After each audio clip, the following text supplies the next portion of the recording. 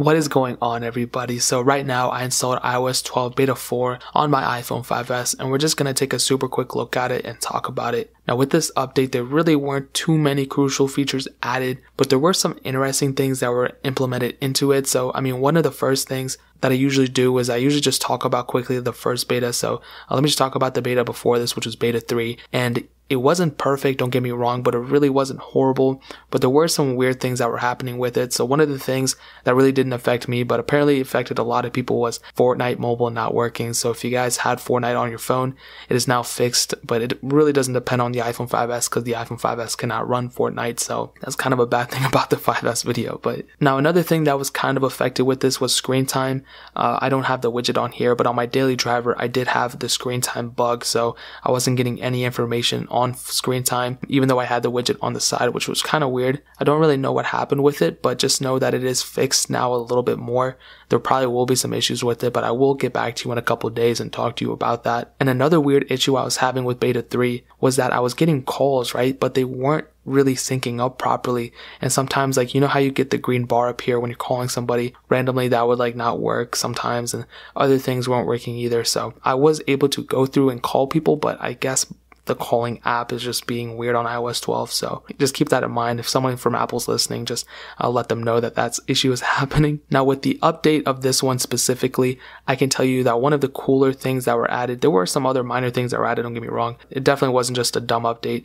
But one of the cool things is that when you actually boot up your phone to iOS 12 for the first time, you know how you usually have to go through general software update, whatever, in order to update your phone. And sometimes you might get an update, like a pop-up box, like randomly. Well, this automatic updates thing is actually something that I at first wasn't really cool with. I was like, that's kind of weird. Who would want that? But now that I think about it, it would actually be perfect in my sense, because since I review iOS versions and all that stuff, I would rather just have the devices just automatically update instead of just having me go and manually update them and all that stuff, because it does kind of add up time, and it takes like an hour to update each one just because of the Wi-Fi here and all that stuff. So that's kind of cool. And when you actually boot up your phone for the first time, the new thing is that it actually tells you, would you like to enable this or not enable it or whatever, and it tells you a little bit more information about it. So that's actually pretty cool that they added this in, and I'm glad they did, because at first it was kind of confusing to me, but now since they actually did that, it actually made more sense. So I'm like, yeah, I'm gonna enable it. That only makes sense. Now, luckily, I didn't downgrade to iOS 11.4.1 when that came out. I still have the multi-core scores from that. I'm guessing this is iOS 12 beta 4. iOS 12 beta 3, sorry. I got 66,997 as my multi-core score, and since I just re-ran it, it actually went to 66,637, so it's almost the same thing.